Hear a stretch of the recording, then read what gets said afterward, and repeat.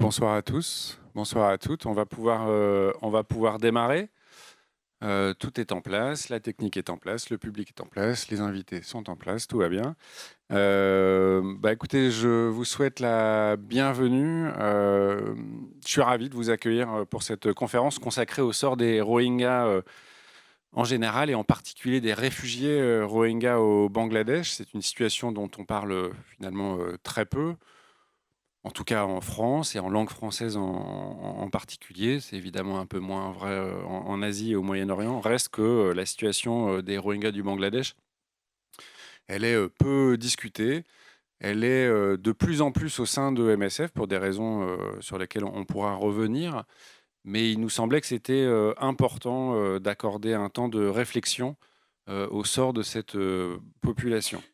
Alors cette conférence est la deuxième d'une série entamée en fin d'année l'année dernière, entamée avec une conférence sur l'aide humanitaire en Syrie et une série consacrée aux situations limites.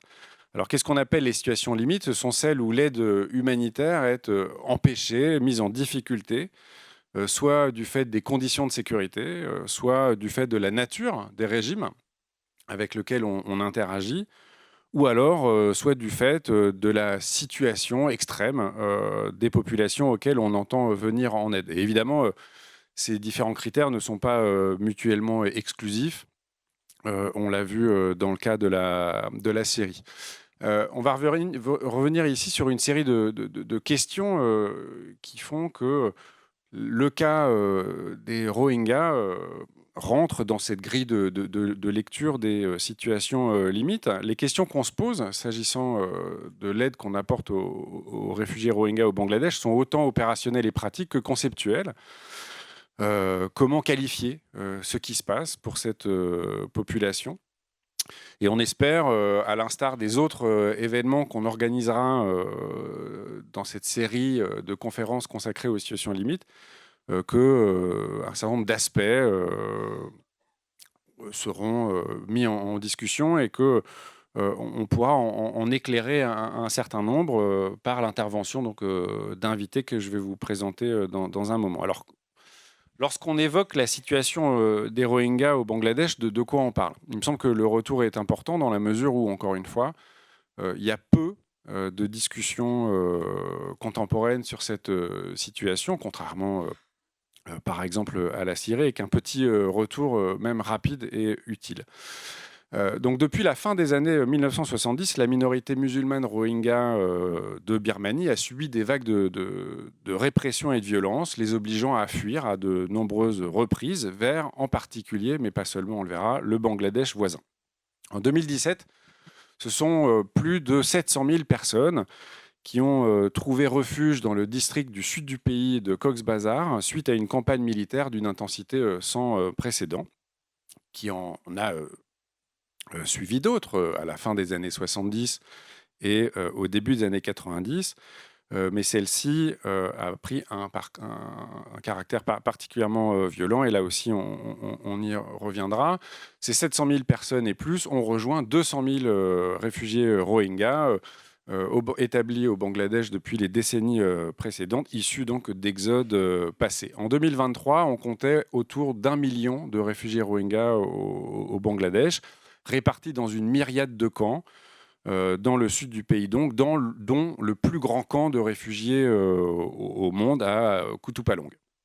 Cette population de réfugiés représente un gros tiers de la population rohingya totale, le reste étant réparti dans des pays de la région, en Malaisie, en Inde, au Pakistan, en Arabie Saoudite et bien évidemment en Birmanie, Myanmar, dont ils sont originaires.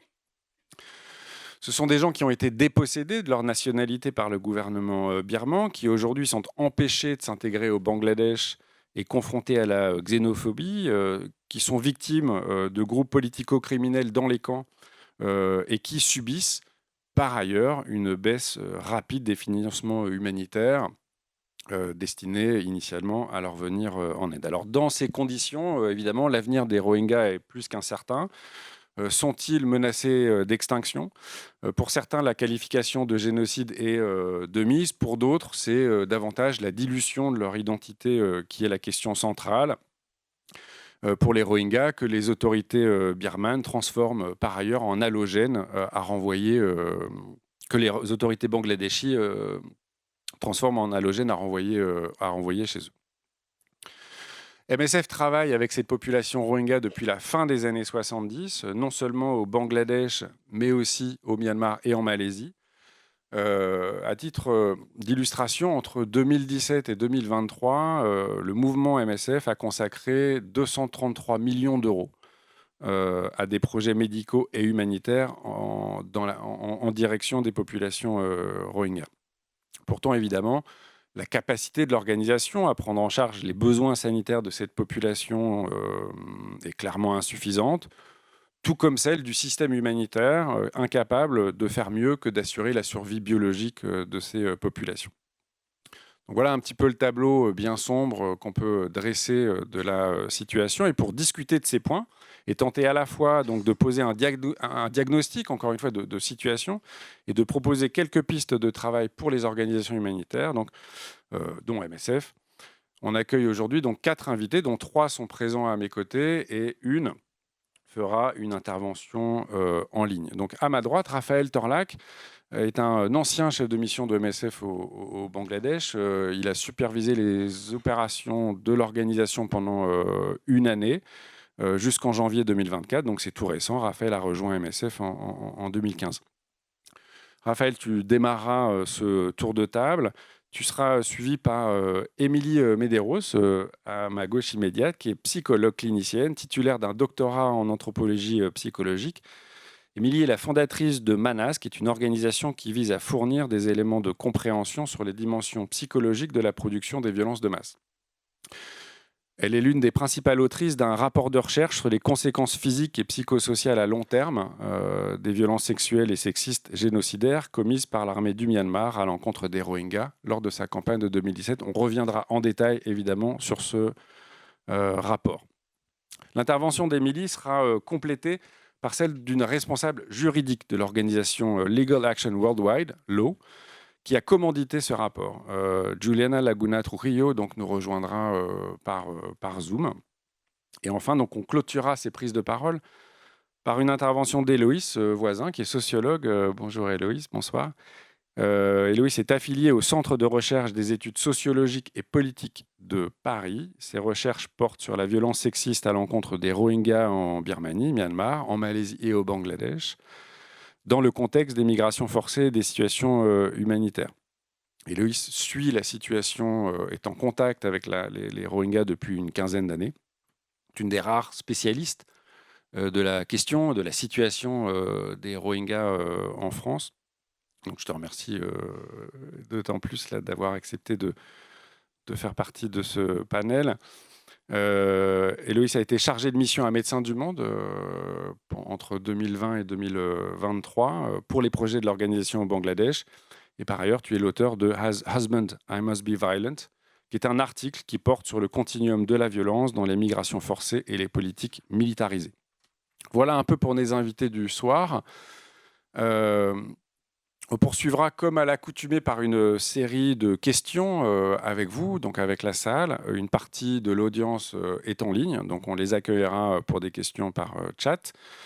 Et pour celles et ceux donc, qui ont la chance d'être avec nous, donc ici à Médecins sans frontières, on clôturera la soirée avec un apéro dans l'atrium en bas. N'hésitez pas à vous joindre à nous à cette occasion. Ça sera l'occasion donc de poursuivre un petit peu la discussion. Pour finir, quelques consignes pour vous, chers intervenants. Je vais vous demander de parler doucement, de parler bien dans le micro, donc j'espère que j'ai montré l'exemple, pour le bien-être de nos interprètes et la qualité de leur travail. Voilà, merci à elles. C'est Eve et Maura qui assurent la traduction ce soir. Merci beaucoup. Vous l'avez compris, suivre cette conférence en français et en anglais, c'est également le cas ici pour nos invités dans la salle. J'adresse un dernier remerciement à la régie donc, qui nous permet la réalisation de cet événement. Voilà. Enfin, un tout dernier rappel. La conférence est donc, vous le voyez, publique. Elle est filmée, elle sera diffusée sur notre site. Ceci pour vous dire dire que si une personne du public ne souhaitait pas être filmée, qu'elle nous en fasse part maintenant ou se taire à jamais. Voilà. Merci beaucoup encore une fois d'être là. Raphaël, je te passe le micro. Chacun de nos intervenants aura une petite quinzaine de minutes, une petite exception pour Juliana et Émilie qui ont un petit rab vu qu'elles sont deux. Mais l'idée est vraiment qu'on dispose de temps ensuite pour discuter avec vous. Merci beaucoup encore d'être là et merci à toi Raphaël d'entamer le bal. Merci. Quand on parle de la situation des Rohingyas dans les camps du Bangladesh aujourd'hui, on peut véritablement parler d'une situation d'impasse. Et il me semble qu'il y ait trois dimensions importantes dont je vais parler successivement, mais qui sont des dimensions qui sont très fortement connectées. Je reviendrai également dans un second temps sur que fait et qu'a fait euh, ce que j'appelle la coordination humanitaire, donc les différents acteurs humanitaires qui travaillent dans les camps depuis des années. Puis j'essaierai d'apporter ma pierre à que peut MSF. Sur les dimensions qui expliquent la situation d'impasse actuelle, la première, c'est celle d'une nette détérioration des conditions de vie des Rohingyas dans les camps depuis 2022-2023. Quand plus de 700 000 Rohingyas sont arrivés en 2017, les camps qui ont été mis en place et qui sont toujours les camps d'aujourd'hui l'ont été sous un double dispositif de gouvernance. D'une part, une gouvernance administrative qui dépend du gouvernement du Bangladesh, puisque le gouvernement du Bangladesh est présent dans les camps, notamment via des responsables, des camp in charge, et d'autre part sous la forme de ce qu'on pourrait appeler une gouvernance humanitaire, puisque l'accès aux services pour les Rohingyas qui vivent dans les camps dépend de l'assistance humanitaire et dépend donc des acteurs et des financements humanitaires. Donc les Rohingyas qui vivent dans les camps, pour l'accès à la nutrition, pour l'accès à l'eau, pour l'accès à la santé, pour l'accès à l'éducation, dépendent d'un système d'assistance alimentaire, humanitaire. Or, ce qui se passe depuis 2022, c'est qu'il y a une forte diminution des financements humanitaires qui sont alloués à la réponse dans les camps Rohingyas. Et donc, si on prend comme indicateur le Joint Response Plan, qui est le principal véhicule de la réponse humanitaire, il était financé à hauteur de 70% en 2021, à hauteur de 60% en 2022, et il était financé à hauteur de 50% en 2023. Et cette diminution des fonds humanitaires, elle se traduit par une très forte détérioration des conditions de vie des Rohingyas qui vivent dans les camps. L'exemple qui me semble le plus parlant, c'est la question des rations alimentaires qui, en 2023, ont été coupées de 40% du fait du manque de financement humanitaire. Et donc, ça a des conséquences sur les conditions de vie évidentes, et puis ça a des conséquences médicales et nutritionnelles. Et la dernière évaluation nutritionnelle menée dans les camps à fin 2023 a montré d'ailleurs le taux de malnutrition chez les enfants de moins de 5 ans le plus important depuis 2017. Cette détérioration des conditions de vie et cette détérioration de l'accès aux services, elle se traduit dans l'ensemble des services de base. L'accès à l'eau est touché et l'accès à la santé, évidemment, est touché également. Qu'est-ce qu'on voit sur 2022 et 2023 ? D'abord, on voit une détérioration de la situation médicale dans les camps. Un exemple, il y avait en 2023 une épidémie de gale hors de contrôle dans les camps qui touchait 40% de la population. Donc quasiment un habitant sur deux vivant dans les camps Rohingyas souffrait de la gale. On a par ailleurs vu, du point de vue des structures médicales de Médecins sans frontières dans les camps, des difficultés accrues d'accès aux soins. On a eu en 2023 un nombre bien plus important de patients qui sont venus chercher des soins dans les structures de santé Médecins sans frontières que l'année passée. Et puis on a eu un nombre plus important de patients qui venaient de plus loin. Et ça montre que le système médical tel qu'il est censé garantir l'accès aux Rohingyas est grippé. Cette dimension de détérioration des conditions de vie pour les Rohingyas, elle se double également d'une détérioration de la sécurité dans les camps. Il y a également, à partir de début 2022, une nette augmentation de la violence dans les camps, dont les Rohingyas sont évidemment les premiers impactés. Ça a trait à l'émergence de plusieurs groupes armés concurrents dans les camps, qui se traduisent par une augmentation des affrontements armés entre groupes ou entre groupes armés et la police, et qui se traduisent également par une très forte augmentation du nombre d'enlèvements financiers, d'enlèvements crapuleux dans les camps en 2023.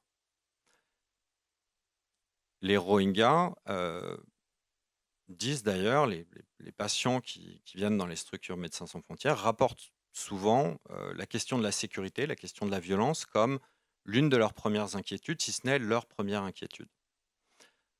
Or, il me semble qu'il y a là un véritable problème, une véritable crise de la protection, puisque à tous les risques qui sont générés par cette violence accrue, le risque d'être touché par une balle perdue, le risque d'être enlevé, le risque de faire l'objet d'un recrutement forcé dans un groupe armé, s'ajoutent des solutions de protection qui sont extrêmement limitées du fait de l'absence de statut, que ce soit national ou international, des Rohingyas. Et donc, à une augmentation de la violence, à une augmentation de l'impact de la violence sur les Rohingyas qui vivent dans les camps, ne peuvent répondre que des solutions qui sont limitées par nature aujourd'hui.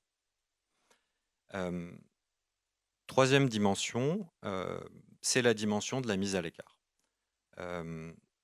Cette dimension de la mise à l'écart, pour moi, elle a trait d'abord à la situation historique des Rohingyas, aux persécutions dont souffrent les Rohingyas depuis plus de 40 ans au Myanmar, et à l'absence de statut des Rohingyas.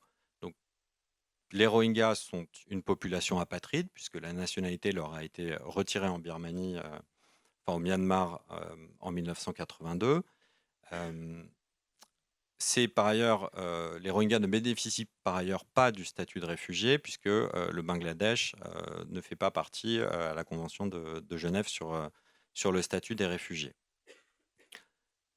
À cette absence, à cette négation de la reconnaissance, à cette absence de protection nationale et internationale, vient s'ajouter un ensemble de restrictions de droits dont souffrent les Rohingyas au Bangladesh. L'accueil du gouvernement du Bangladesh en 2017 s'est fait dans un contexte d'accueil, je dirais, limité, et a été accompagné par une série de restrictions de droits. Les Rohingyas n'ont par exemple pas le droit de travailler au Bangladesh, ils n'ont pas le droit de se déplacer librement, et notamment de se déplacer en dehors des camps. Les accès à l'éducation sont extrêmement limités. Et donc, il y a un ensemble de restrictions de droits qui touchent les principaux aspects de la vie de la population Rohingya et qui ont été renforcés au fil du temps. La mesure, je dirais, la plus symbolique étant l'enfermement des camps derrière des barbelés à partir de 2020. Si ces différents aspects, cette politique de mise à l'écart, elle est bien évidemment renforcée par les détériorations à la fois des conditions matérielles et des conditions de vie, et par la détérioration de la sécurité. Et elle dresse un portrait de la situation actuelle où les Rohingyas ne bénéficient pas d'un statut et d'une reconnaissance, soit nationale ou internationale, ne peuvent pas rentrer au Myanmar, ne sont pas en mesure de vivre une vie normale au Bangladesh, et se retrouvent donc bloqués dans un espace indéfini où ils survivent, mais sans perspective à court et à moyen terme. Face à cette situation-là, quel a été, devant cette détérioration, le positionnement des différents acteurs humanitaires et le positionnement de ce que j'appellerais, la coordination humanitaire? Je pense qu'il faut commencer par dire que, en lien avec, la baisse des financements humanitaires, il y a eu un échec, des différents acteurs humanitaires, de réussir à maintenir, un accès aux services et donc des conditions de vie adéquates dans les camps. L'assistance humanitaire, aujourd'hui, n'est pas en mesure d'empêcher une détérioration des conditions de vie, dans les camps Rohingyas. Il me semble, par ailleurs que dans sa dimension d'alerte, dans sa dimension de réaction, il y a bien eu, des réactions et des alertes de fait, par des acteurs humanitaires présents dans les camps, par la coordination humanitaire. Hem, le L'exemple qui me vient à l'esprit, c'est notamment, celui des alertes qui ont été faites au moment où les rations de nourriture ont été coupées en 2023 par le PAM. Mais en revanche, si on regarde la situation de manière générale, il me semble qu'il y a une difficulté pour les différents acteurs humanitaires de se rendre compte et d'alerter rapidement sur le fait que la situation était en train de se déstabiliser et qu'on était en train de tomber dans une situation chronique, qui se détériore de manière constante. Quelques exemples, peut-être pour illustrer cela. L'épidémie de Galles dont je parlais, donc 40 de la population des camps, qui souffrent de la gale.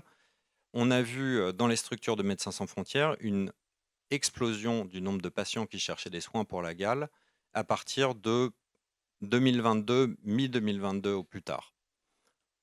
L'enquête de prévalence qui est faite sur la gale, elle a lieu mi-2023 et la réponse médicale qui est faite dans l'ensemble des camps sur la gale, elle a lieu fin 2023.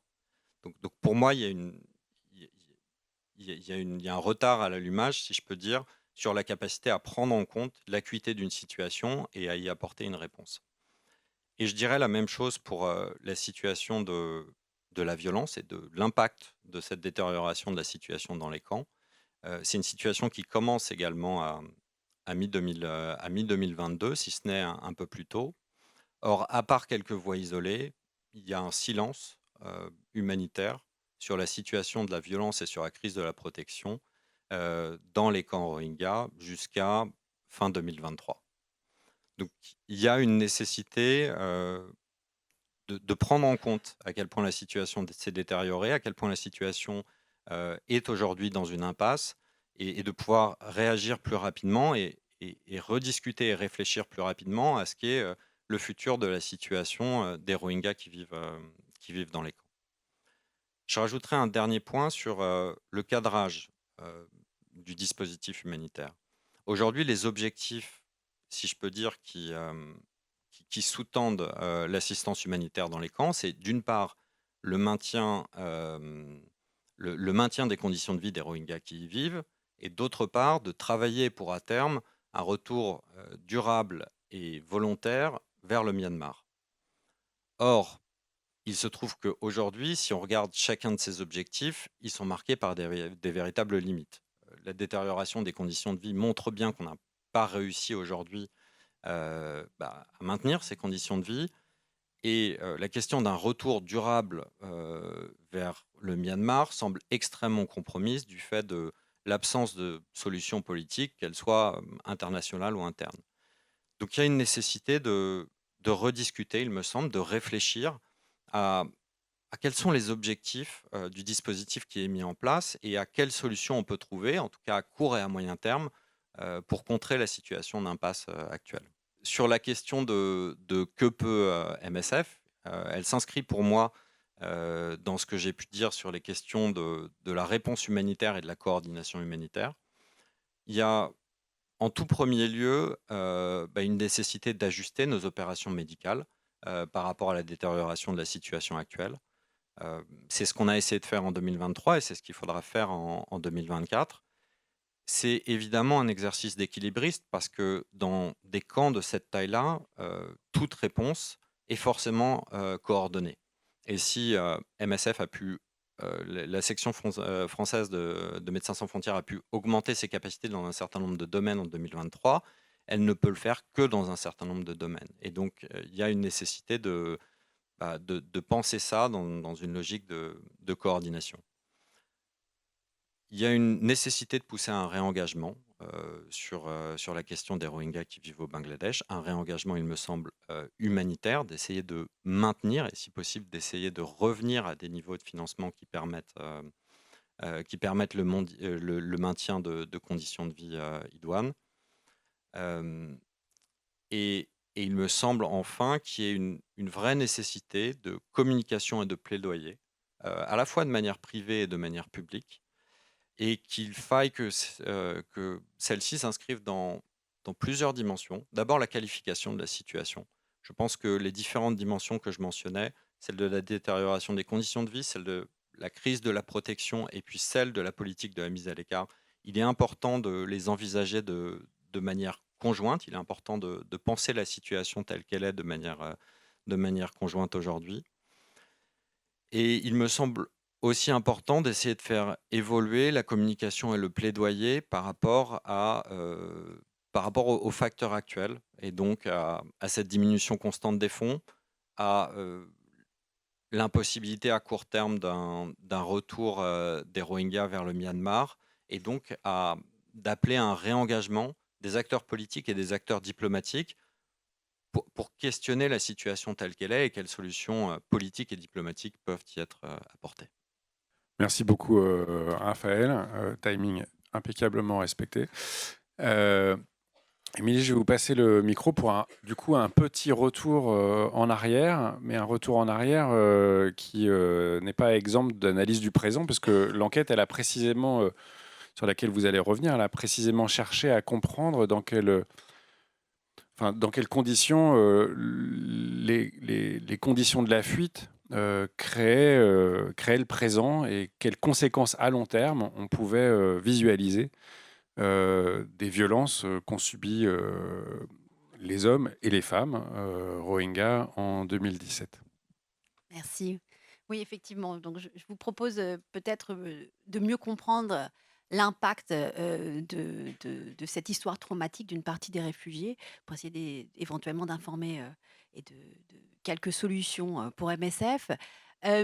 Ce que je vous propose, c'est de vous présenter quelques résultats d'une recherche qu'on a menée donc avec l'eau, dont Juliana est une représentante voilà, en ligne, et dans lequel j'ai contribué sur la partie psychologique et sociale. L'objectif de cette recherche, c'était de comprendre l'impact sur le long terme, l'impact psychologique, social et physique de la violence sexuelle génocidaire qui avait été commise pendant la campagne de 2017 contre les Rohingyas par les représentants du gouvernement du Myanmar. Alors l'idée étant d'essayer de documenter l'intentionnalité de la destruction du groupe Rohingya. Alors nous avons pu avoir des entretiens approfondis, des entretiens cliniques avec un échantillon de victimes, hommes, femmes, et de la communauté Hijra, donc c'est la communauté trans qui avait été aussi victimisée. Et je crois que ce qui était intéressant, l'approche de cette recherche était assez innovative dans le sens où on a pu avoir ces entretiens cliniques approfondis, une analyse psychologique, sociale, anthropologique. Et l'équipe de l'eau, qui était une équipe de juristes et d'avocats, s'est principalement basée sur ces données que nous avons collectées et sur l'analyse psychologique pour en faire quelques conclusions légales. Donc, je vais passer pour les traducteurs, je vais passer en anglais. Et what we thought with Juliana is... Donc, ce qu'on s'est dit, c'est que Julien va vous donner les conclusions, l'analyse juridique, et ça va vous donner un cadre qui permettra de mieux comprendre les résultats de cette étude. Merci. Merci, Émilie. Je vais faire ma présentation en anglais. Merci beaucoup à MSF d'avoir ouvert la discussion sur ce sujet, sur les réfugiés Rohingyas au Bangladesh. Je vais commencer par parler du travail que l'on fait à la Legal Action Worldwide, qui est une centre de recherche qui essaye d'obtenir une justice internationale en Afrique pour les victimes en Afrique, en Asie du Sud-Ouest. Et on travaille avec l'héroïne depuis 2017. On a un bureau avec Cox's Bazar au Bangladesh et on travaille pour garantir une participation de ces populations Rohingyas. Et on travaille avec le Cour internationale de justice et avec le bureau du procureur de la Cour internationale pénale. On travaille en faisant des formations pour des survivants qui peuvent devenir des formateurs eux-mêmes, qui peuvent reproduire la connaissance qu'ils ont en tant que survivants auprès des autres dans le camp. On fait également de la recherche dans les communautés, comme par exemple le projet dont Émilie a parlé tout à l'heure. Donc, avant de vous donner la conclusion juridique, l'analyse juridique, j'aimerais juste vous expliquer brièvement pourquoi cette documentation a été faite. L'idée était de collecter des preuves concernant la persécution des Rohingyas afin de donner ces informations à la Cour internationale de justice dans l'affaire de la Gambie contre la Myanmar. Il s'agit d'une approche, une recherche qui n'existait pas, les données n'existaient pas, et cette recherche s'est concentrée sur les violences sexuelles et sexistes commises contre les Rohingyas. Et nous avons fait ces recherches afin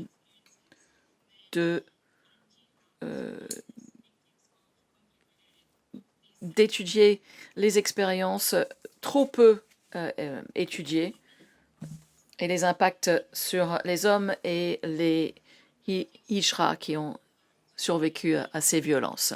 Donc maintenant, un peu sur l'analyse juridique, nous avons trouvé que ces données donnent suffisamment d'informations qui montrent que la violence sexuelle et sexiste auquel les Rohingyas ont été victimes correspond bien à une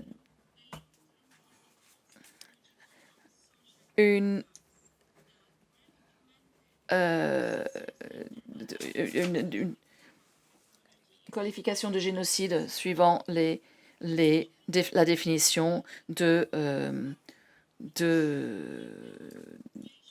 Nations Unies. Donc, il y a au moins 2 actes de génocide suivant la Convention. D'abord, causer de graves dommages corporels ou mentaux aux membres d'un groupe.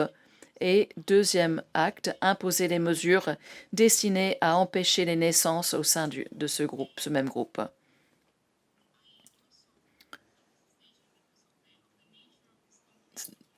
Je n'aurai pas assez de temps ce soir de vous donner vraiment une explication complète de tous les aspects qui nous permettent d'établir cette conclusion juridique, mais je vous invite, ceux qui sont en présentiel et en ligne, je vous invite à lire le rapport qui est disponible en ligne et nous pouvons prendre des questions également lors de la séance questions-réponses à la fin de cette conférence. Donc, moi, je vais me concentrer sur les conclusions psychologiques et sociales.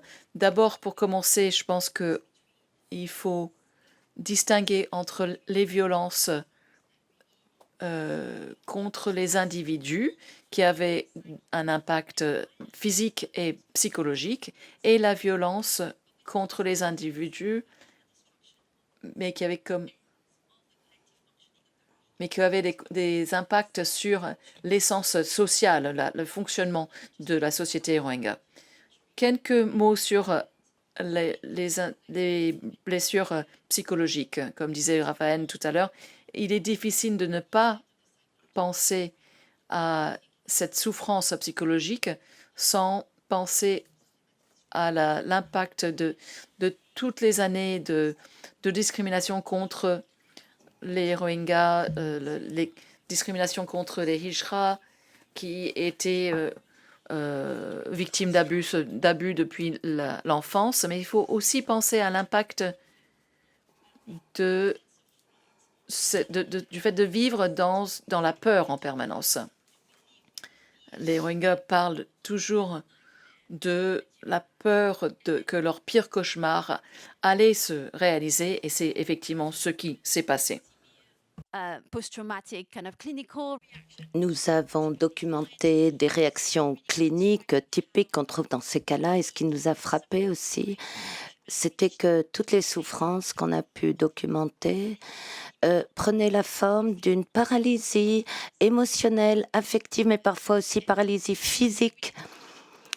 On a beaucoup travaillé sur le cadre culturel de l'expression de cette souffrance et de cette détresse.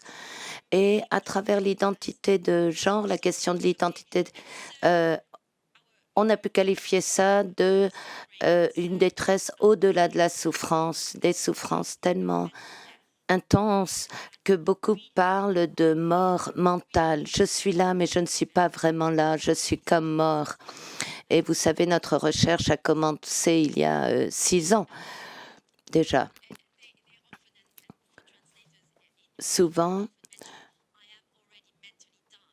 les Rohingyas disent mentalement, je suis déjà mort, j'ai l'air d'être en vie, mais mon esprit est mort depuis le début de cette campagne.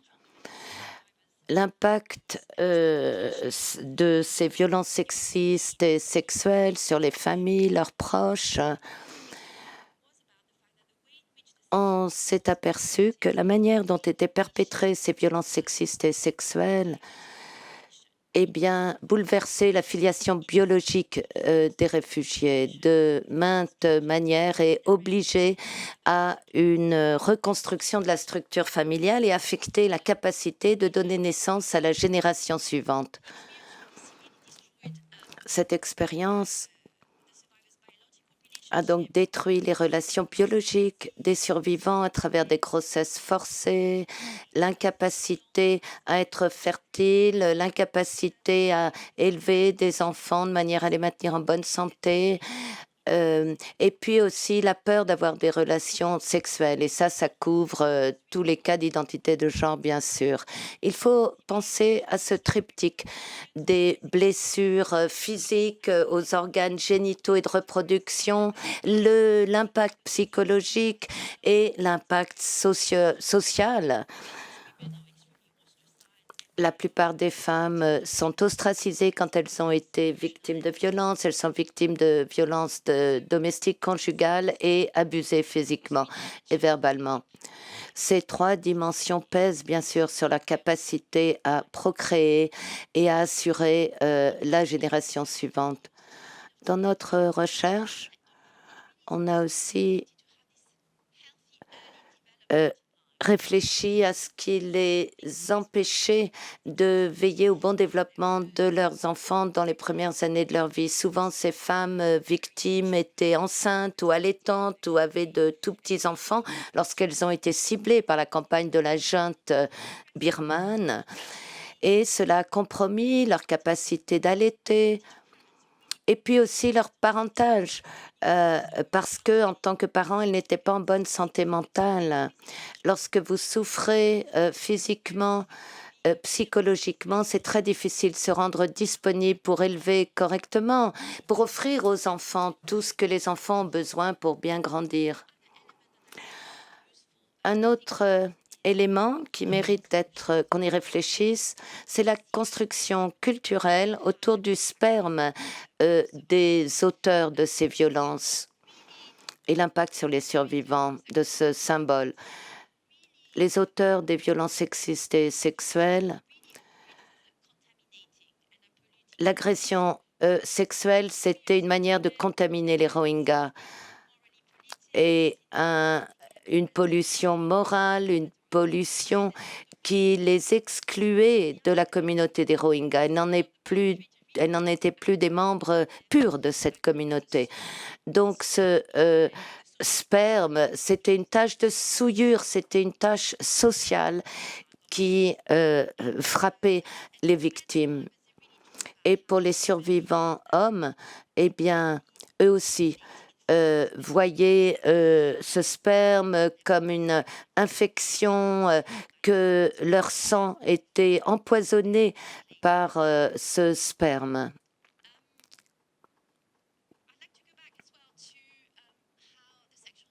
J'aimerais revenir aussi sur le fait que ces violences sexuelles et sexistes visaient à perturber l'existence sociale, mais la chambouler complètement. Suite à cette expérience, les femmes décrivaient les souffrances endurées au début de la campagne, mais elles ont souffert encore plus du manque de réaction de la communauté mondiale, internationale. Ce qu'on a pu documenter, c'est que ces femmes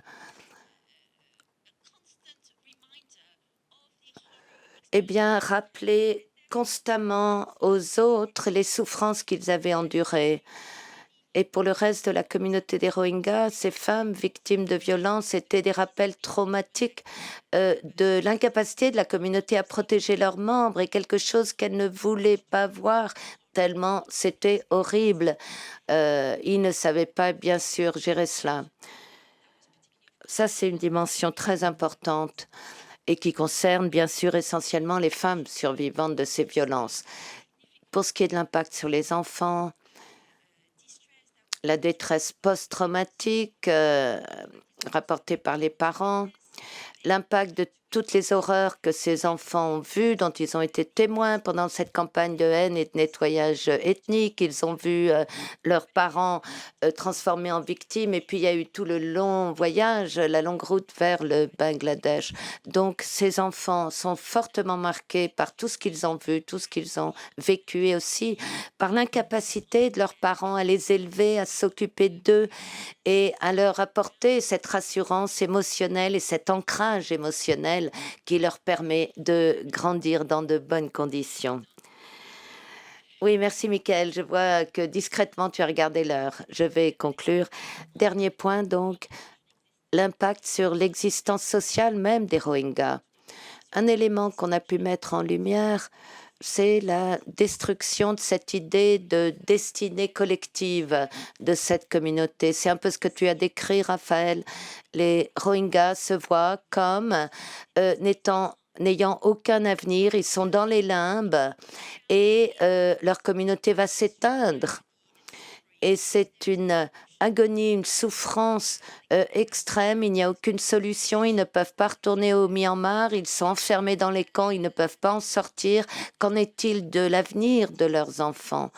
Donc, beaucoup de Rohingyas, quelle que soit leur identité sexuelle, parlaient de ce fantasme de suicide collectif. Ils ont évoqué ça et ils nous disaient, mais pourquoi vous nous lâchez pas une bombe sur tous nos camps de réfugiés? Comme ça, au moins, on mettrait un terme à ces souffrances. C'est le seul moyen d'arrêter ces souffrances.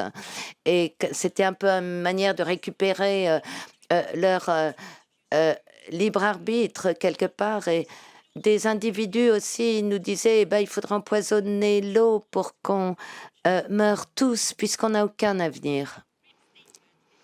Alors c'est terrible ce constat.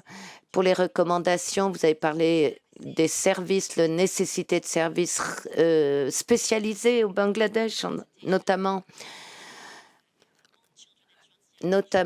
surtout l'impact de ces traumatiques transgénérationnels. Mais MSF pourrait peut-être collaborer avec des instances internationales sur la question de la recherche. Certains survivants ont eu de la chance et en 2017 ont eu accès à d'excellents soins de la part de MSF, justement. Et MSF dispose de ce riche recueil de données qui documente ce qui s'est passé. Et pour les Rohingyas au Bangladesh, eh bien, toute cette documentation on ne peut pas mener légalement ces études. Donc, MSF, si vous voulez contribuer à une solution politique sans nuire à la neutralité de votre organisation, eh bien, peut-être qu'à des fins de plaidoyer pour la recherche et aussi pour engager la discussion avec des instances internationales. Bien sûr, il ne faut pas que cela entrave les opérations de MSF, mais je crois qu'apporter toutes ces données, ça peut enrichir et nous permettre de mieux comprendre la détresse et les terribles souffrances des Rohingyas. Je vais passer la parole tout de suite à Héloïse, à qui on a demandé à la fois de faire en un quart d'heure le bilan un peu personnel, non pas de 15 ans de travail, mais disons de 15 ans de connaissances accumulées de cette population, de ce qu'elle peut dire du régime de protection internationale ou de son échec à l'endroit des Rohingyas, à la fois au Bangladesh et aussi ce qui permet un petit peu d'ouvrir au-delà, puisque Héloïse, tu as beaucoup travaillé aussi sur les routes migratoires de cette population Rohingya. Merci Mickaël, merci MSF, vraiment MSF Crash pour l'organisation de ce temps de dialogue et de réflexion autour de la situation des Rohingyas, puisque ce que tu mentionnais à juste titre, il est très rare cet espace de réflexion sur la situation des Rohingyas dans l'espace francophone. Il est un peu moins rare dans l'espace anglophone, mais l'espace francophone extrêmement rare. Donc suffisamment pour vraiment le soulever et remercier MSF pour cela. Alors, c'est vrai que quand on va dans les camps depuis 2022, la peur, elle est omniprésente, elle est palpable. Ça, c'est vraiment ce régime de terreur que tu viens de décrire là, qui se poursuit, qui se continue. Il y a vraiment cette continuité-là quand on passe la frontière. Et ce régime de terreur, évidemment qu'il est celui qui a été commis par la junte, par la Tatmadaw, mais il est aussi celui qui est construit dans les camps, donc à travers des lois très restrictives, à travers de la violence. Tu le soulignais très très bien, cette augmentation de la violence par des gangs, des organisations violentes, mais aussi par les autorités bangladaises. Une très très forte présence de l'intelligence, très très forte présence des militaires, et puis cette unité d'élite ultra-violente qui est connue pour ses assassinats et ses meurtres, qui est le Rapid Battalion. Et c'est vrai que quand on va dans les camps pour une enquête ou pour un travail, on doit toujours dire et expliquer où est-ce qu'on va, qu'est-ce qu'on va faire. Et c'est très compliqué, même pour moi, mes dernières enquêtes dans les camps qui datent de fin 2022, il est toujours très compliqué d'aller pour s'entretenir avec des hommes réfugiés Rohingyas, des femmes, des jeunes, des journalistes Rohingyas, des leaders, des activistes, parce qu'ils sont bien sûr très invisibilisés, mais ils sont là. Et donc c'est toujours très dangereux et beaucoup de précautions à prendre. Donc c'est vraiment un contexte, une terreur qui est là. Donc je sais pas, moi je vois les camps comme une extension de ce régime de terreur qui continue. Alors bien sûr avec des nuances, et c'est là où on peut parler de cet échec. Alors tu parles de l'échec des organisations humanitaires. Bon, en effet, c'est intéressant de voir collectivement en tant qu'organisation à quel moment l'advocacy collectif n'a pas été possible, à quel moment les baisses des financements humanitaires ont été telles qu'aujourd'hui les conditions d'existence sont extrêmement détériorées. Et en effet, nous parlons de scores de malnutrition, on parle d'épidémie évidemment, d'un accès aux soins inadéquat. Et là, on rentre bien toujours dans les définitions des génocides. Mais aussi un échec de la protection internationale. Et ça à différents niveaux. Le niveau national, le Bangladesh, au niveau régional et au niveau international. Et ça, je vais y revenir. assez rapidement, je vais essayer. Alors, bon, donc c'est vrai qu'on entend très souvent, le Bangladesh a accueilli 700 000, donc aujourd'hui 1 300 000 réfugiés Rohingyas et apatrides, donc qui n'ont pas de nationalité, dans les camps. Alors, qu'est-ce qu'il y a derrière ce soi-disant accueil? Il y a des précédents. Ça n'a pas été un accueil, on va dire, avec de la protection et des droits. Non, il n'y a pas de loi nationale pour encadrer justement la question de la demande d'asile des réfugiés au Bangladesh. Donc, ça veut dire que c'est une population considérée comme étant étrangère. Avec du coup évidemment énormément de restrictions et que le Bangladesh refuse de ratifier la Convention de 51. Alors il y a d'autres éléments, il y a d'autres enjeux que ceux des Rohingyas, mais c'est surtout cette question de on ne veut pas que les réfugiés Rohingyas restent au Bangladesh, et donc ça se cristallise là-dessus.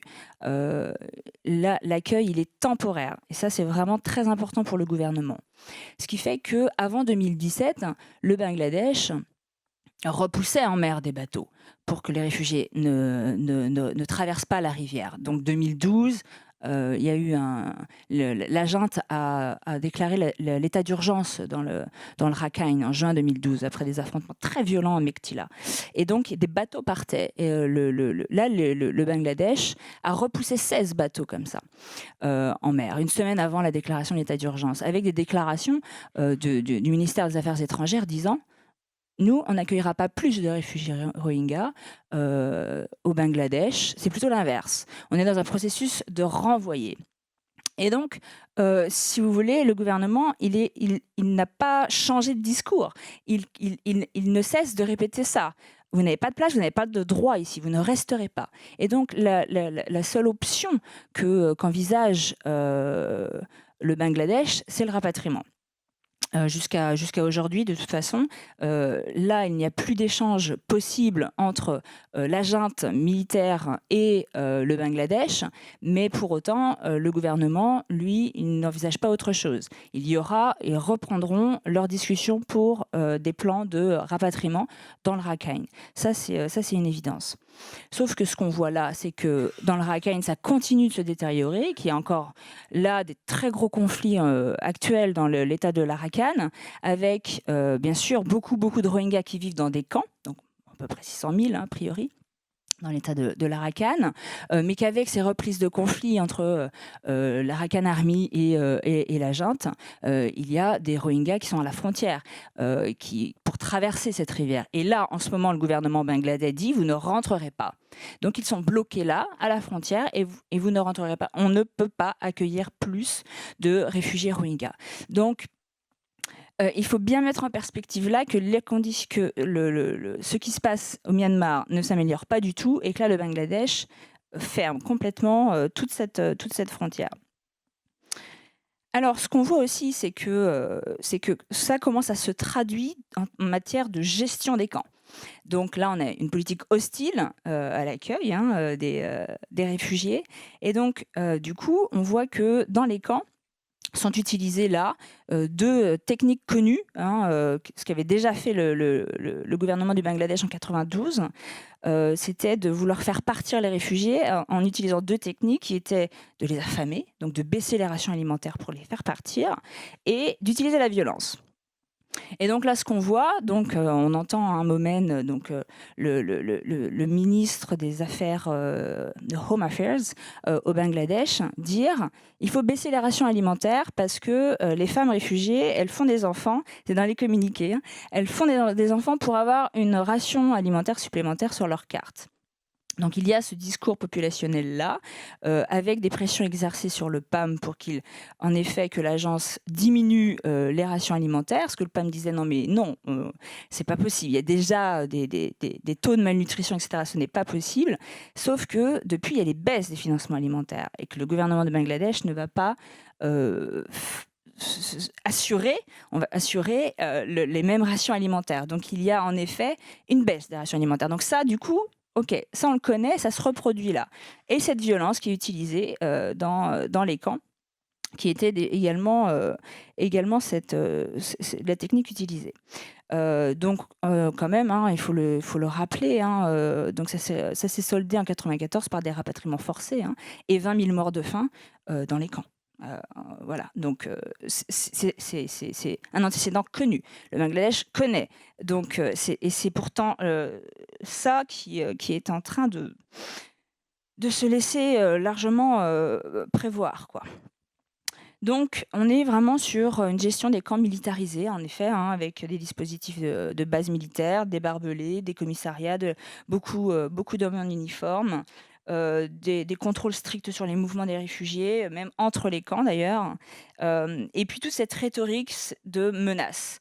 Les réfugiés rohingyas est une menace à contrôler, même des menaces à contrôler, à réguler, à retenir, voire à éliminer. Et bien sûr, cette population qui se reproduit à grande vitesse, qu'il s'agit également là de contrôler. Donc vraiment, on est sur un état de propagande, on va dire, hein, de plus en plus, avec des propos haineux dans les réseaux sociaux, dans les médias et également dans les publications en sciences sociales.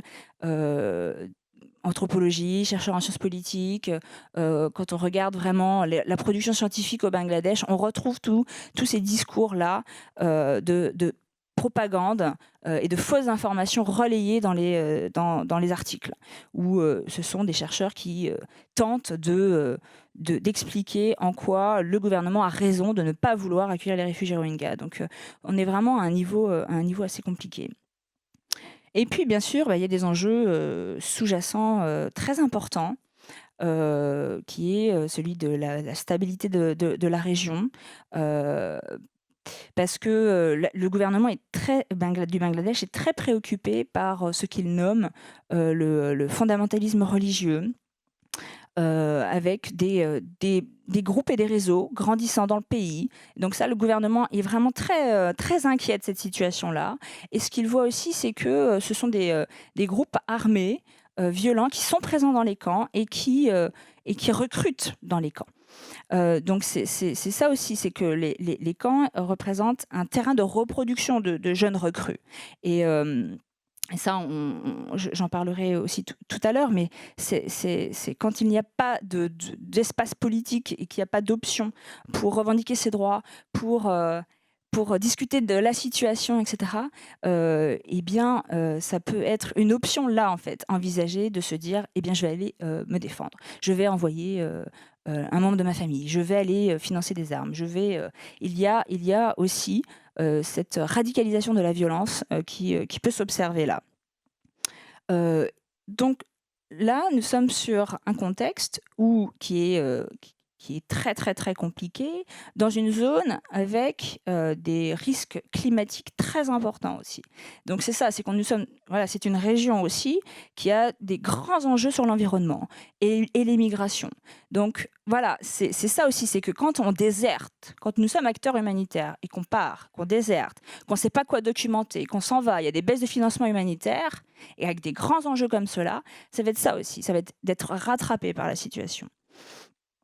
Alors ensuite, l'échec de la protection internationale, elle se voit aussi à d'autres niveaux, au niveau des institutions régionales et internationales.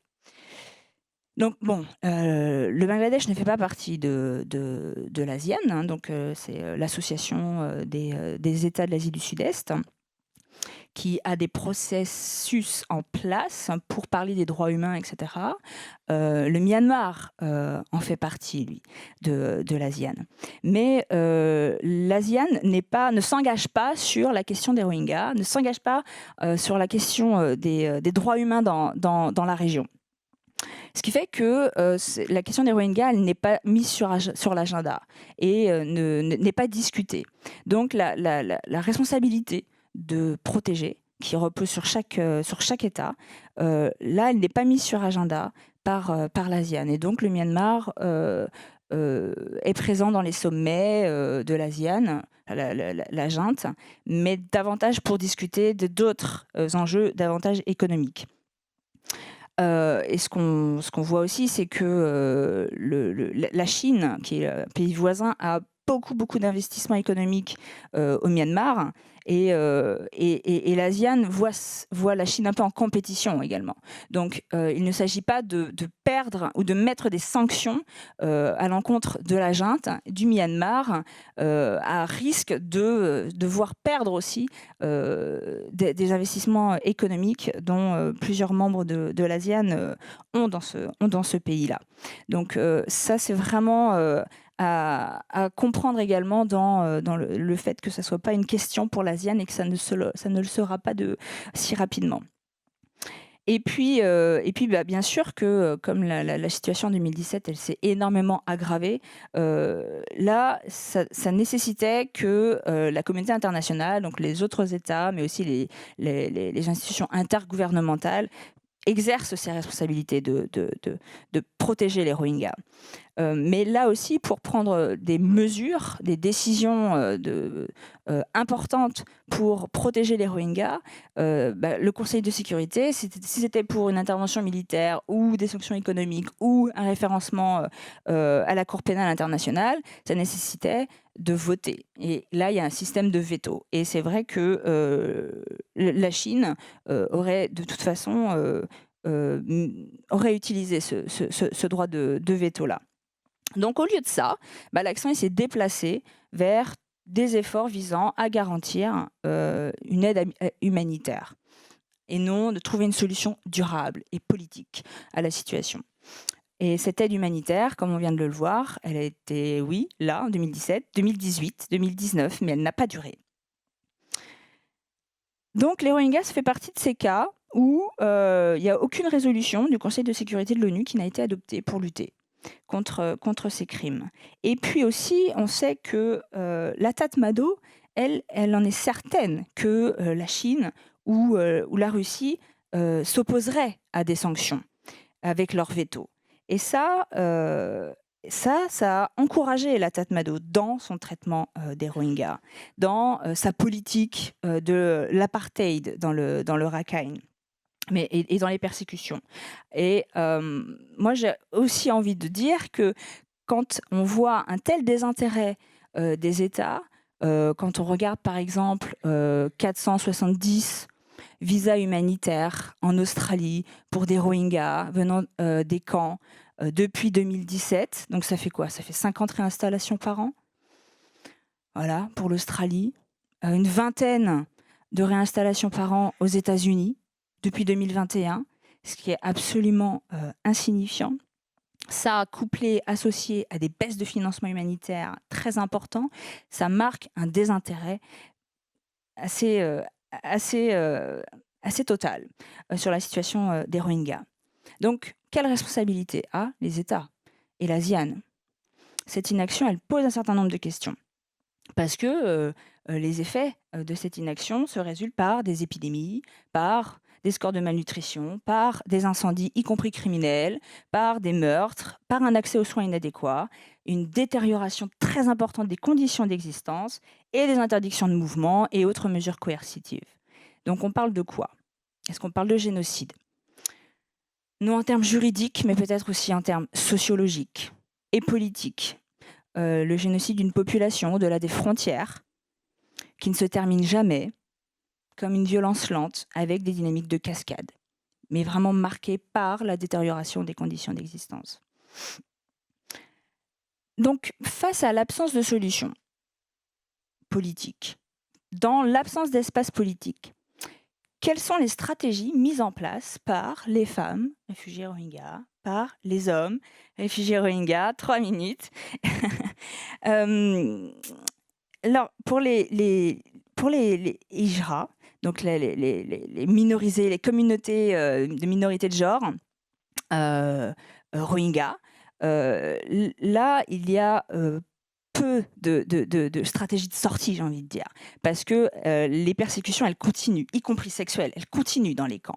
Ça me fait penser à d'autres génocides où il y a la libération, sauf pour les minorités de genre ou d'orientation sexuelle, où les persécutions, elles continuent.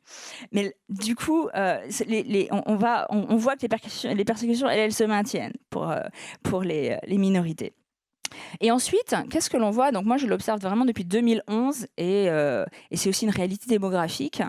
C'est une augmentation des départs des filles et des femmes fuyant les camps. Et ça, on voit, donc fuyant les camps, on les voit vraiment depuis 2017-2018, l'augmentation de départ des camps. Mais déjà, on voyait une augmentation des départs des filles et des femmes Rohingyas depuis le Rakhine, depuis 2011. Donc en fait, ce qu'on voit, c'est que au fur et à mesure que le conflit s'intensifiait dans le Rakhine, au fur et à mesure que les conditions d'existence se détériorent dans les camps, l'augmentation des départs et des fuites des femmes et des filles. Mais il faut savoir que les migrations féminines, elles ont lieu quand il n'est plus possible de rester, quand c'est une question de vie ou de mort. C'est pas je pars en éclaireur et je vois si je peux faire venir ou je trouve une autre solution, j'anticipe autrement. C'est pas ça. C'est quand il n'y a plus la possibilité de rester, là on voit en effet une augmentation des migrations féminines. Ça c'est vraiment très important à comprendre quand on regarde un petit peu le genre dans les migrations.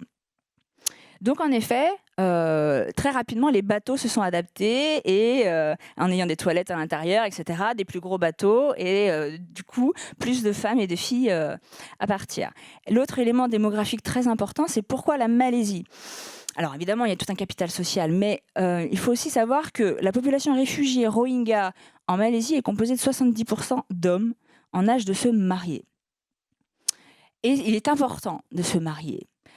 D'un point de vue de capital social et culturel, etc. Donc, du coup, pour les hommes réfugiés Rohingyas, il faut se marier. La question, elle se pose pas tant. Ça coûte trop cher de se marier avec une femme indonésienne ou une femme malaisienne. Par contre, c'est possible de se marier avec une femme Rohingya si on la fait venir. Et donc, du coup, assez rapidement, pour les filles et les femmes Rohingyas dans les camps, quelle option j'ai pour me sortir de ces camps? Je ne vais pas pouvoir payer le bateau, mais je sais qu'à la frontière, j'aurai un mari pour payer le bateau, pour payer les frais de déplacement, les frais du voyage. Et donc là, c'est devenu une vraie option pour partir de ces camps. Ce n'est pas tant de se marier la question, pas pour elle. Là, c'est vraiment sortir de ces camps. Et en plus, socialement, ça passe. C'est même plutôt bien vu et j'accède, dans mon échelle sociale, c'est plutôt positif, ok? Mais on est vraiment dans ce contexte de guerre et de survie, pas d'aspiration, hein. Donc, c'est ça aussi qui vient expliquer l'augmentation très importante de cette démographie, quand on voit que 2/3 des passagères dans les camps, ce sont des femmes de plus en plus jeunes. On voit un recul dans l'âge du mariage des filles, avec une moyenne de 12-13 ans maintenant. Pour le mariage, hein. C'était une moyenne dans le Rakhine, on était autour de 15 ans de moyenne pour le mariage des filles. Aujourd'hui, il est plus jeune, la moyenne est plus jeune. Donc voilà, et ça, on voit bien que ça augmente et ça va continuer d'augmenter. Et au fur et à mesure que la baie du Bengale est dangereuse, parce qu'elle est très meurtrière, avec 600 morts l'année dernière en mer, eh bien, les routes terrestres se sont rouvertes avec énormément de problématiques sur le trafic que ça engendre.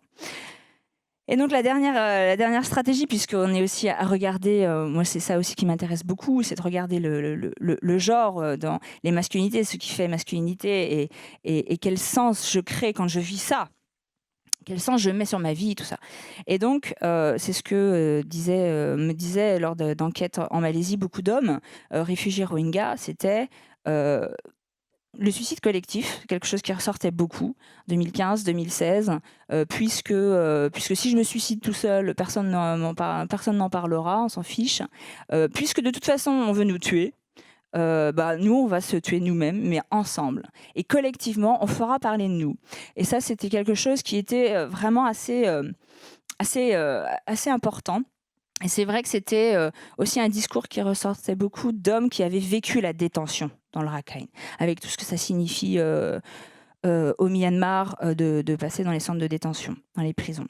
Et puis bien sûr de vouloir reprendre les armes, d'aller envoyer un fils, de financer des armes, avec ce grand débat qu'il y a au sein de la communauté réfugiée Rohingya en tout cas en Malaisie, parmi les hommes, mais non, on ne peut pas aller à la violence, nous sommes une communauté peaceful community, etc. Oui, mais c'est pas qui c'est qui va nous défendre et on va pas, enfin voilà, on va pas se laisser tuer comme ça, etc.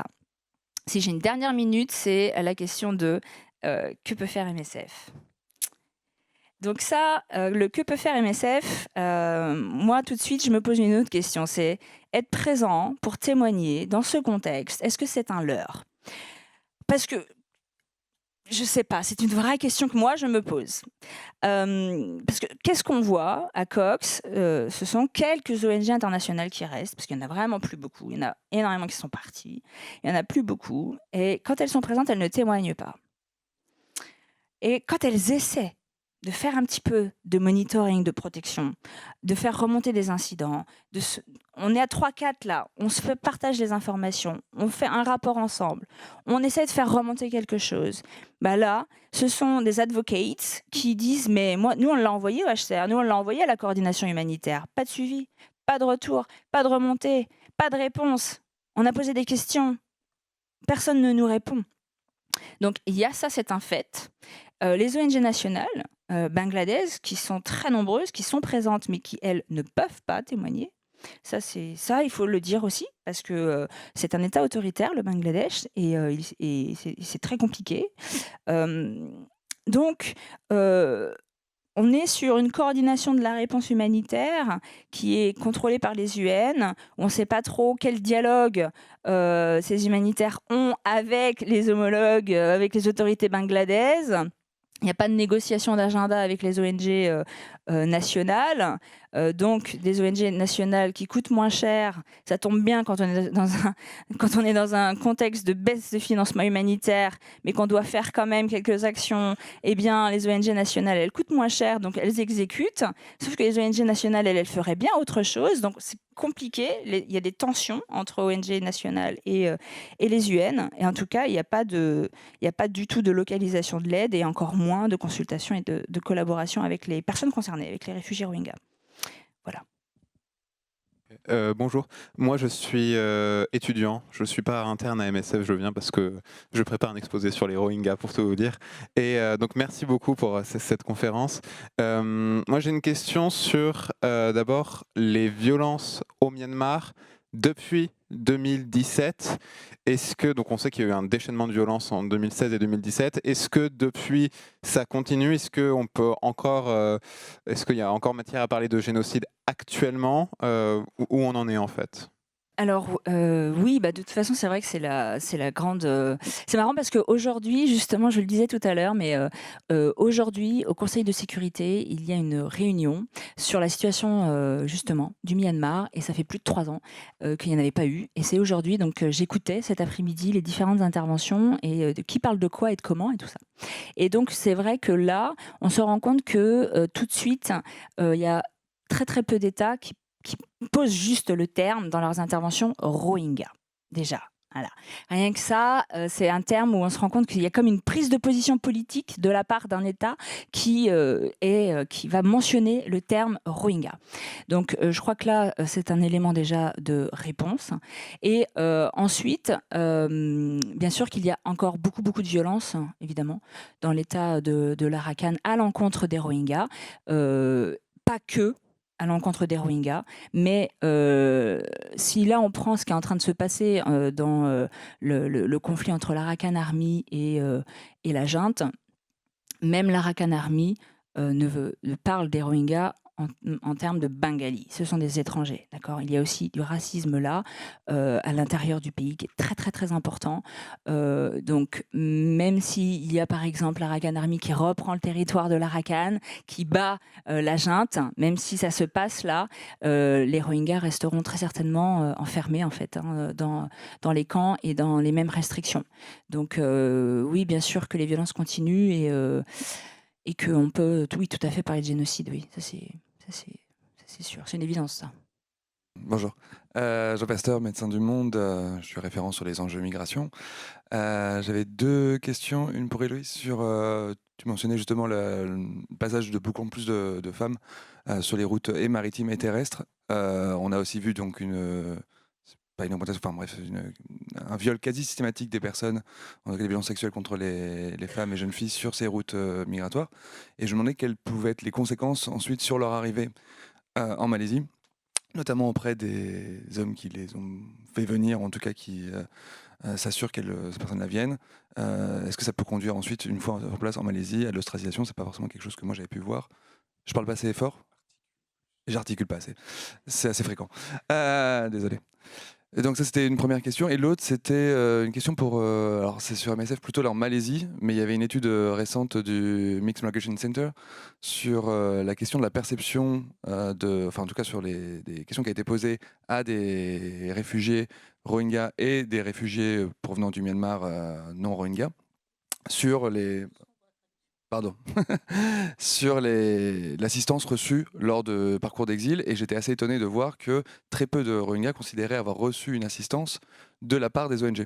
Or, en Malaisie, la clinique de MSF à Penang est une des seules, je pense, qui peut fournir autant d'assistance en termes de santé pour les populations. Et je me demandais si vous l'associez à peut-être une mauvaise perception de ce que sont les ONG internationales et de leur rôle, et s'il y a une confusion peut-être parfois avec le reste de la coordination humanitaire, et si par exemple au Bangladesh, une vraie bonne perception de ce qu'est MSF ou de ce que sont les autres organisations humanitaires sur place. Sur la question de la perception donc de MSF par rapport aux autres acteurs de la coordination, je ne vais pas être en mesure, je pense, de répondre de manière très claire. Est-ce que MSF est si différencié que cela des autres acteurs? Je pense qu'il y a une vraie différenciation qui se fait par le maintien d'MSF sur le temps. Je pense que le nom de Médecins sans frontières est connu pour ça. D'abord parce qu'on est l'un des acteurs principaux médicaux dans les camps. Donc on voit quand même beaucoup de gens venir dans les centres de santé Médecins sans frontières. Donc il y a une connaissance de Médecins sans frontières. À quel point est-ce qu'elle est différenciée de la connaissance d'autres acteurs de manière plus précise? Je vais pas être en mesure de répondre. Oui, sur la question de ce qui se passe pendant le trajet, ensuite l'organisation du mariage en Malaisie. Oui, c'est vrai que d'après ce que disent les Rohingyas, que ce soit les jeunes journalistes Rohingyas qui sont dans les camps au Bangladesh, ce que dit également la communauté, donc plutôt les interprètes Rohingyas qui travaillent en effet, que ce soit à HCR, que ce soit à MSF, donc qui ont un accès assez large parmi les réfugiés Rohingyas. Ils parlent de ça en effet, de ce viol systématique. Dans les termes de... quand ils posent la question aux trafiquants, aux smugglers, mais est-ce que vous violez, enfin, est-ce que vous couchez avec les filles? La question, elle surprend parce que c'est oui, enfin, ouais, c'est quoi cette question? Donc c'est comme ça que ça se dit, c'est comme ça que aujourd'hui les journalistes Rohingyas ou les activistes Rohingyas arrivent à cette conclusion-là. Donc voilà, il y a cette préparation dans les camps où en effet les filles elles savent en fait avant de partir. Ouais. Donc ça c'est ça, c'est un fait. Mais par contre ça ne se dira pas après.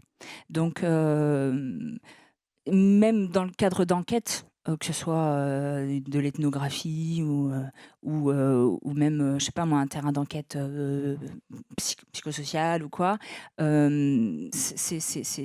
de l'ordre de l'indicible.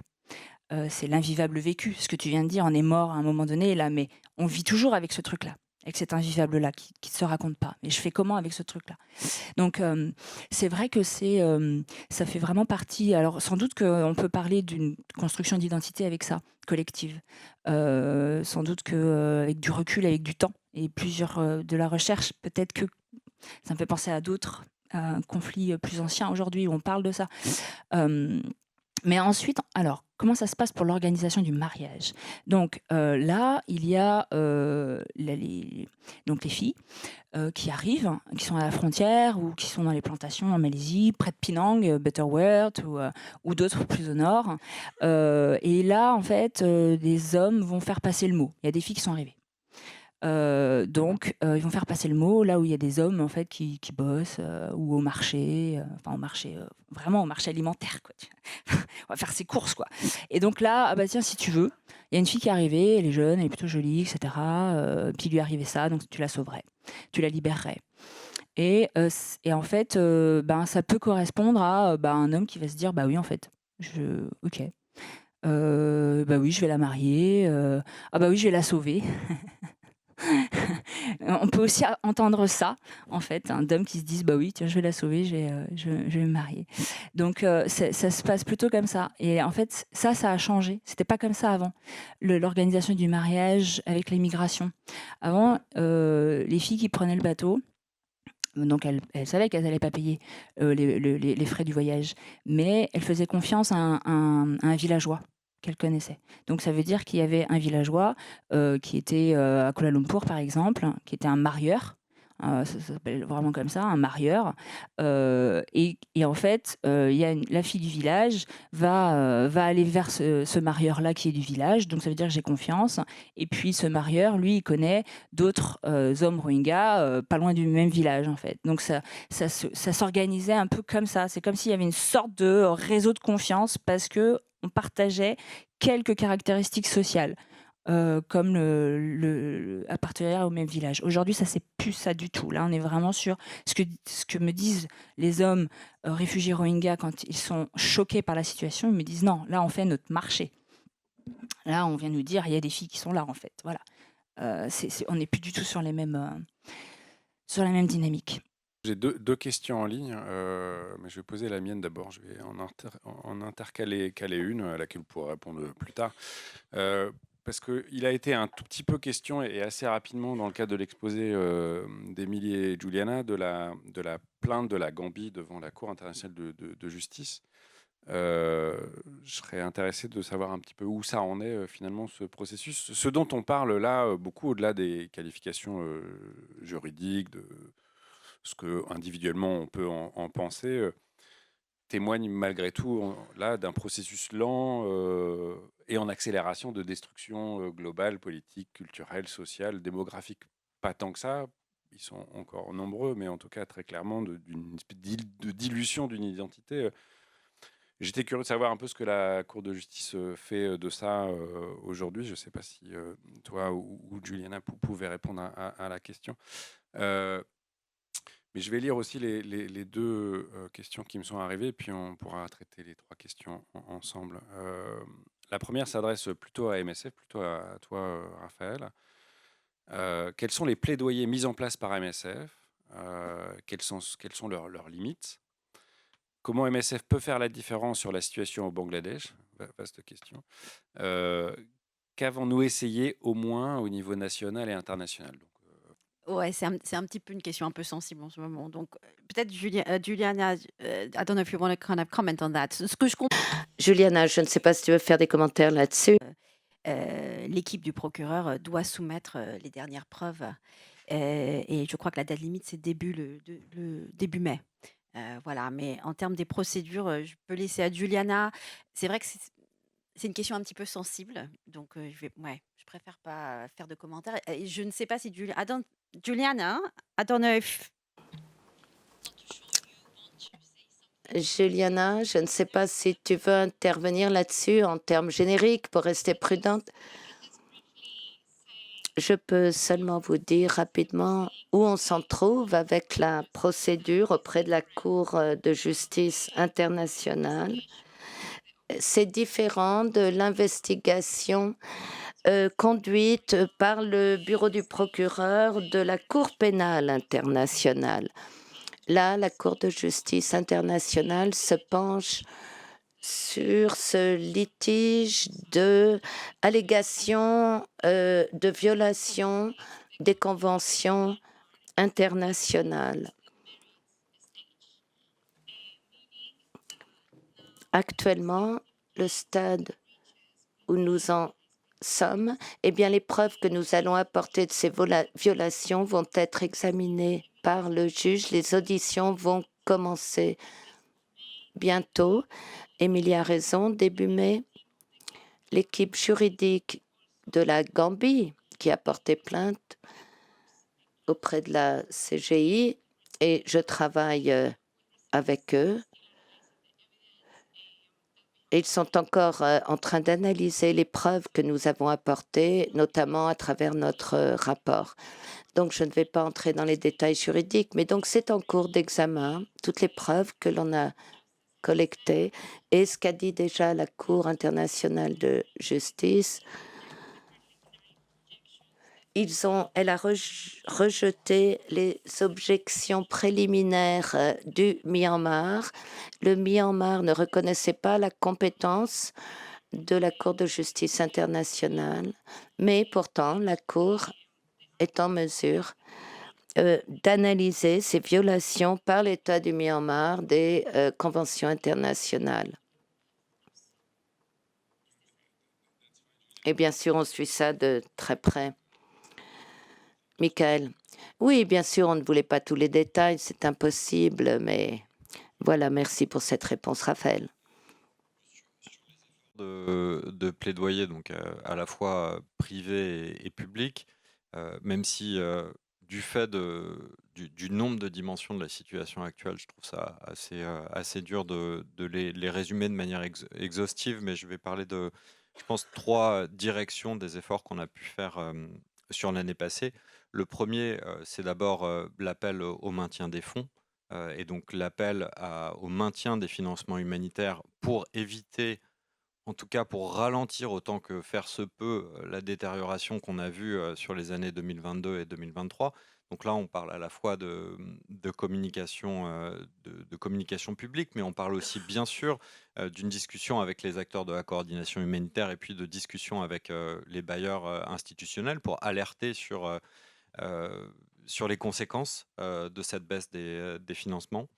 Il y a une partie du plaidoyer qui se fait aussi très lié à l'accès à la santé et aux opérations de Médecins sans frontières dans les camps. On peut prendre plusieurs exemples de ça. Il y a eu des communications publiques, notamment, qui ont été faites à l'occasion de l'épidémie de Galles, pour alerter, pour appeler à une réponse dans les camps sur cette épidémie de Galles. Il y a aussi... et puis après, il y a toute une série de problématiques d'accès, parce que malheureusement, les problématiques d'accès à la santé sont absolument multiples en ce moment. Donc il y a des discussions qui sont portées, par exemple, sur l'insuffisance de la capacité d'hospitalisation pour les Rohingyas. Enfin, voilà, il y a différents sujets sur lesquels on travaille. Pour finir, je pense qu'il y a une troisième dimension importante du plaidoyer et de la communication, qui est d'alerter sur la situation dans toutes ses dimensions et dans l'intrication de ces différentes dimensions. Et je crois que c'est le sens de ce qu'on a essayé de faire et de ce qu'a fait le département de la communication, notamment avec le documentaire une jeunesse perdue. C'était de redonner la parole d'abord, donc d'avoir une approche très orientée sur le témoignage. Et puis c'était aussi de parler de la situation de violence dans les camps, de parler de l'absence de perspective, et donc d'avoir non seulement évidemment une dimension humanitaire médicale, mais d'avoir les autres dimensions liées à celle-là. Après, il est sûr que, au vu du désengagement de ces dernières années, le plaidoyer et la communication vont rester des impératifs forts pour moi, pour Médecins sans frontières au Bangladesh, et qu'il va aussi falloir envisager d'autres axes au fur et à mesure de l'évolution de la situation. Moi, je voulais faire juste prolonger un peu cette question en te demandant assez benoîtement si tu penses que MSF prend suffisamment la mesure de ce qui se passe. Génocide mis à part et qualification juridique mis à part, la situation de ces gens qui sont, disons, autour de 3 millions au total, dont un peu plus d'1 million là, dont on a là, en 1h30, largement documenté les vulnérabilités au mieux et la disparition en cours et programmée au pire. Est-ce que l'organisation, je me mets dedans là en l'occurrence, je ne suis pas à l'extérieur de ça, prend la mesure de la spécificité de ce qui se passe pour ces gens, et de l'ampleur du phénomène. Merci. Non. Alors, d'abord, pour faire un premier commentaire sur mon expérience en tant que responsable de pays au Bangladesh l'année dernière, je trouve qu'il est difficile de se faire, d'avoir une vision très exhaustive de la situation tant elle est géographiquement variée. On parle du Myanmar, on parle du Bangladesh, on parle de la Malaisie, on parle d'autres pays. Donc, bien sûr, on développe une connaissance, mais sans doute, mais il est dur, je trouve, d'avoir voilà, tous les aspects qui sont nécessaires à la prise en compte de la complexité de la situation actuelle. Alors, il y a évidemment d'autres niveaux chez Médecins sans frontières, et donc des niveaux qui travaillent plus au niveau disons régional que national, donc c'est sans doute différent, mais ça, je trouve que c'est vraiment une grosse spécificité. Voilà. Est-ce qu'on prend suffisamment en compte l'état de la situation actuelle? Je dirais d'abord que il a fallu du temps pour qu'on prenne en compte le changement, le shift que 2022 et 2023 peut représenter. Il a fallu du temps pour qu'on prenne en compte toute la place que, par exemple, la violence avait pris dans les camps, tout l'impact qu'il avait sur les Rohingyas. Comme je le disais, ça se développe vraiment en 2022, c'est vraiment présent à fin 2022, et puis bah, nous, on en parle quand même un peu plus tard. Donc, il y a eu, je pense, voilà, un temps de reconsidération de la situation et de prise en compte que la situation tombait dans celle d'une crise chronique en forte détérioration. J'imagine que la conférence ce soir et puis que les efforts qu'on a pu faire de communication s'inscrivent dans un réengagement et qui est pour moi absolument nécessaire. Donc, je peux qu'appeler à ce que celui-là continue. On le fera sans doute jamais assez au regard de l'acuité de la situation actuelle. Bonjour, donc merci déjà pour toutes les présentations, c'était très intéressant. Moi, je suis épidémiologiste. Il se trouve qu'en 2018, j'ai passé un long moment dans les camps pour MSF. Je travaillais sur la surveillance et donc très au contact des Rohingyas qui, effectivement, n'ont pas le droit de travailler, mais ont le droit d'être volontaires. Donc, j'ai j'ai passé beaucoup de temps au quotidien pendant plusieurs mois avec eux et j'ai un petit peu observé leur société. Là, je trouve aujourd'hui, on a parlé beaucoup de la violence qui s'est exercée sur les Rohingyas. Moi, une des réflexions que je me faisais à l'époque, c'est justement aussi le niveau de violence intracommunautaire et entre dans la société, en fait, que je qualifierais presque d'une violence un peu innocente, en fait, qui est intégrée, dans laquelle ils ne se rendent pas compte de certaines violences qu'ils appliquent entre eux. Que ce soit au niveau sexuel ou gender-based, parce qu'il y a beaucoup de violences conjugales, par exemple. C'est quelque chose qui est normal, en fait. Si on ne frappe pas sa femme, on n'est pas un vrai mari. Il y a beaucoup d'ostracisation de certaines personnes, et il y a y compris certaines minorités religieuses, où j'ai eu le cas aussi d'une personne qui était Rohingya chrétienne, et qui était vraiment dans une situation très compliquée, de menaces de mort, voilà. Et j'ai l'impression qu'il y a une espèce de repli repli identitaire très marqué. Et parfois, ça m'inquiétait de voir le niveau de violence intégré. On voit des enfants au Ramadan qui jouent avec des trucs en plastique, des pistolets en plastique, à se tirer dessus, etc. Alors que c'était quelques mois après les grosses violences qu'ils avaient eues. Et je m'inquiétais du risque de récupération de cette violence, par exemple dans des groupes armés ou des choses comme ça. Donc je voulais avoir votre avis sur ça et voir comment vous percevez cette violence-là intrinsèque. Bonjour. Merci aussi pour la présentation, passionnant. Moi, c'était une question un peu plus spécifique sur l'accès et les livrances des services. Il y a quelques années, il parlait de relocaliser une partie de la population Rohingya sur une île inhabitable. Je crois que ça a été fait, si j'ai bien suivi. Je voulais savoir, voilà, un petit update. Est-ce que c'est toujours en cours? Est-ce qu'il y a toujours des gens là-bas? Et en termes d'accès services humanitaires, est-ce que nous, on a pu y aller ou est-ce qu'il y a des acteurs qui peuvent y intervenir? Voilà. Merci Fred. Merci. Donc je vais directement passer la parole à Raphaël pour répondre à cette deuxième question. Peut-être tu pourras éventuellement aussi rebondir sur cette question de la violence, puisqu'on en a déjà un petit peu parlé, des formes qu'elle prend, y compris des questions de violence domestique dont on a beaucoup parlé ensemble déjà. Et peut-être, Héloïse et Émilie, c'est aussi l'occasion pour vous de clôturer un peu vos interventions, parce que vous avez à dire sur ces sujets toutes les deux. D'abord, parce que je rappelle le titre de cet article-là qui s'appelle Has Husband, I Must Be Violent, donc qui répond exactement à ce commentaire que tu faisais plus tôt. Et parce que, bon, on le voit dans le travail de Legal Action Worldwide, dans ce travail de recherche, il y a aussi des conséquences.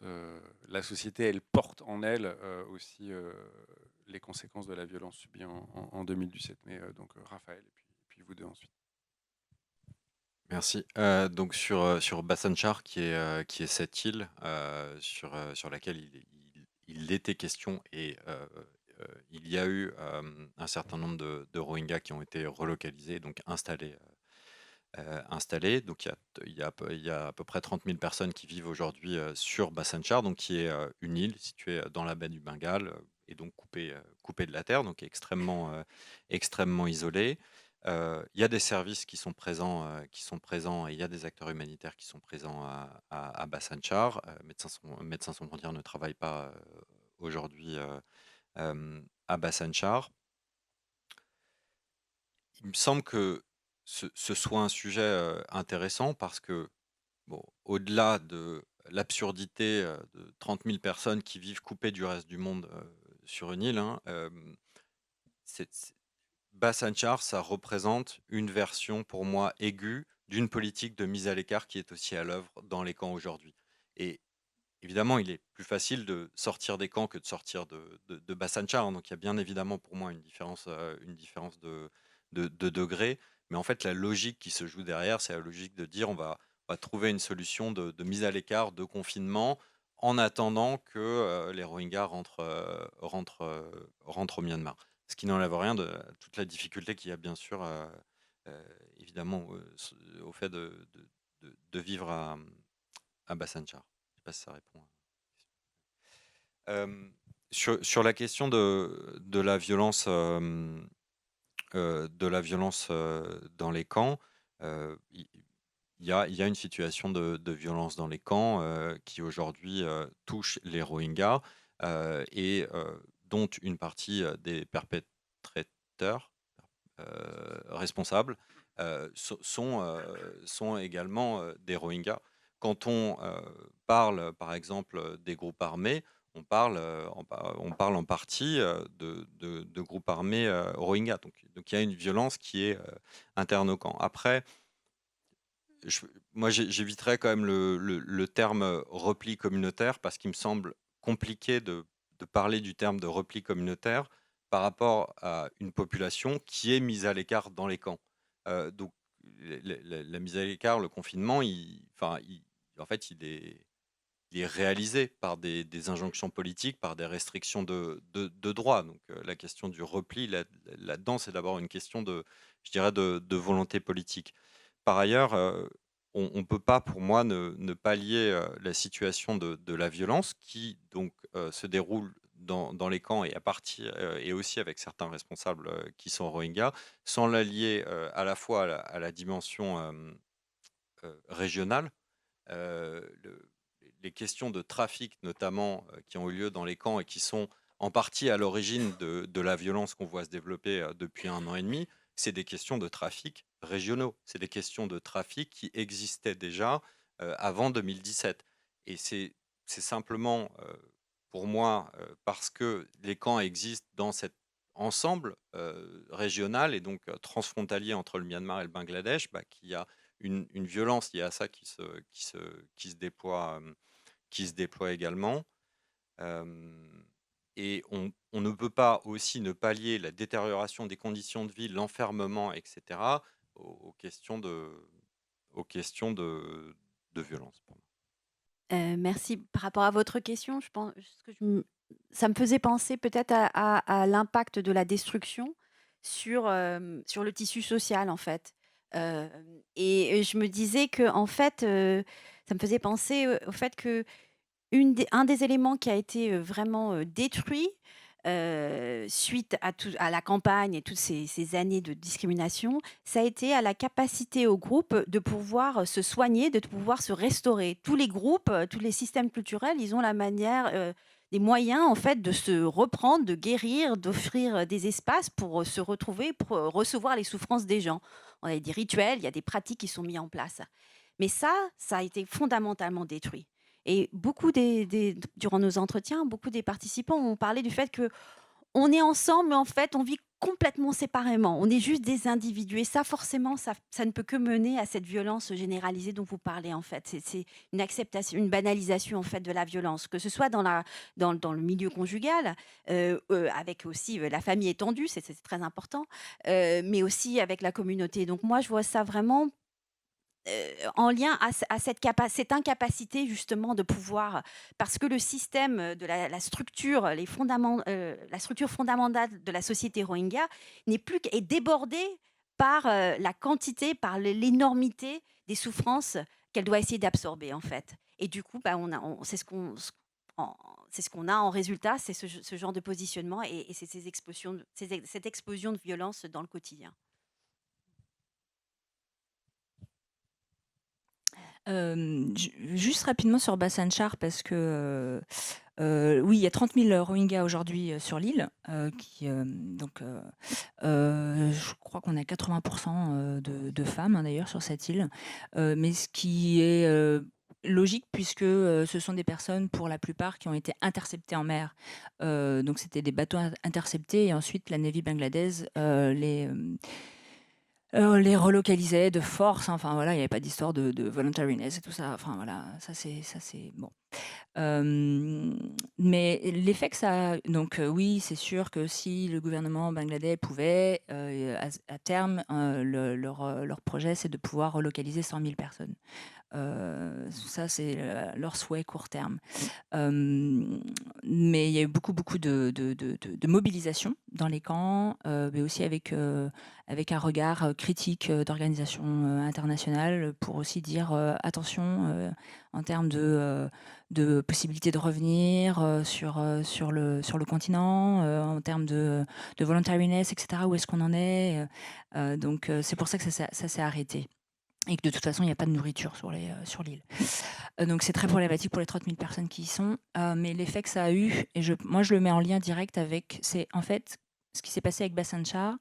Quand il y a eu les bateaux interceptés, il y a eu moins de bateaux. Il y a eu plus de départs par voie terrestre. Et moi je pense que ça a eu un effet en fait très important. C'est pas tant sur le nombre de personnes qu'il y a sur l'île, c'est les effets que ça a produit en termes de réseau et de départ. Et en effet, c'est dans la même période qu'on a vu l'augmentation de la voie terrestre. Voilà. Donc je pense que quand même que Bhasan Char, c'est très très important. Alors, sur les violences,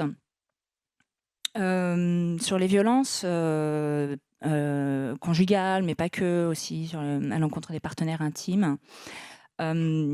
déjà, il faut déjà partir de quelle idéologie de genre est dominante au Myanmar.